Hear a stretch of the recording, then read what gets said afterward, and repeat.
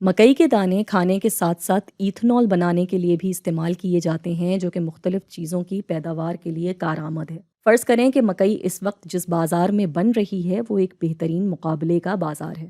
Number 1، ٹھیک عنوانوں کے ساتھ دو گرافس ایک دوسرے کے برابر میں بنائیں، جس میں مکئی کا بازار اور مکئی کا کاشتکاری دکھایا جا رہا ہو۔ ان گرافس میں مندرجہ ذیل دکھائیں۔ الف، مکئی کے بازار کی قیمت توازن اور مقدار توازن، جن کو قیمت بازاری اور مقدار بازاری کا عنوان دیں۔ بے، مکئی کے پیداوار کا زیادہ سے زیادہ منافع والی پیداوار دکھائیں جس میں معاشی منافع صفر ہو، اس کو مقدار پیداواری کا عنوان دیں۔ اس سے پہلے کہ ہم اس سوال پہ ساتھ کام کرنا شروع کریں، آپ چاہیں تو اس ویڈیو کو روک کر اس سوال کو حل کرنے کی خود بھی کوشش کر سکتے ہیں۔ چلیں اب اس پہ ساتھ کام کرتے ہیں۔ سب سے پہلے ہم ٹھیک عنوانوں کے ساتھ دو گرافس ایک دوسرے کے برابر میں بنا لیں گے۔ تو یہ ہو گیا میرا افقی محور بازار کے لیے، اور یہ ہو گیا افقی محور مکئی کے کاشتکار کے لیے۔ یہ ہوگی مقدار بازاری اور یہ ہوگی مقدار پیداواری، اور یہ آ گیا عمودی محور جو کہ ہے قیمت بازاری، اور جو بھی قیمت بازار کی ہوگی، چونکہ یہ بہترین مقابلے کا بازار ہے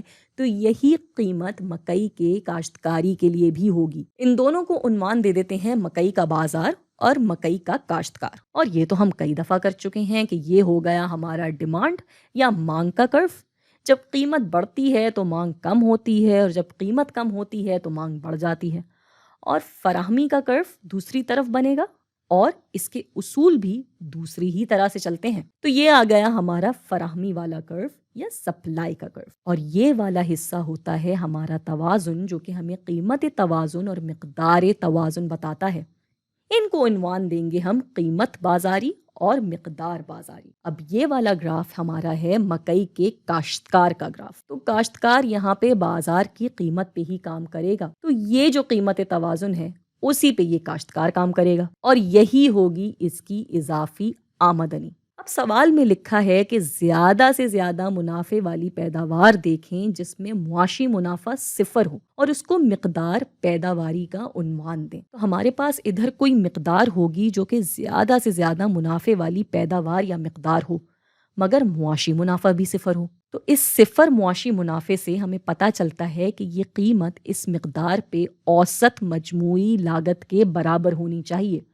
تو ہم یہاں اوسط مجموعی لاگت کا کرو بنا دیں گے جو کچھ ایسا نظر آئے گا، اور ہم اس کا سب سے نچلا حصہ بازار کی قیمت والے کرو سے ٹکراتا ہوا بنائیں گے، کیونکہ ہم نے پچھلی ویڈیو سے سیکھا ہے کہ زیادہ سے زیادہ منافع تب پایا جا سکتا ہے جب اضافی لاگت اور اضافی آمدنی کا ٹکراؤ ہو، جو ہماری اس مثال میں یہ قیمت ہے جو کہ اس کاشتکار کو بازار سے لینی پڑ رہی ہے۔ اور ہم جانتے ہیں کہ اضافی لاگت کا کرو اس کم ترین نقطے پہ ٹکراتا ہے اوسط مجموعی لاگت کے کرو سے۔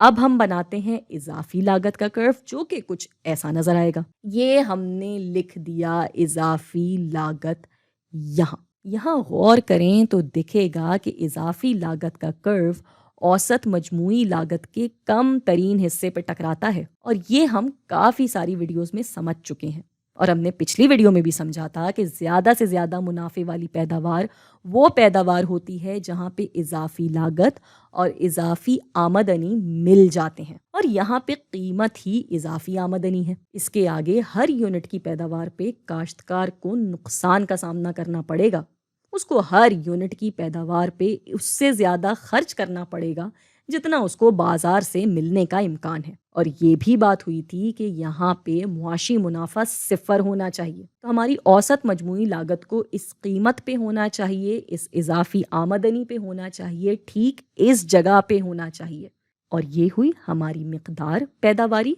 اور یہ سوال حل ہو گیا۔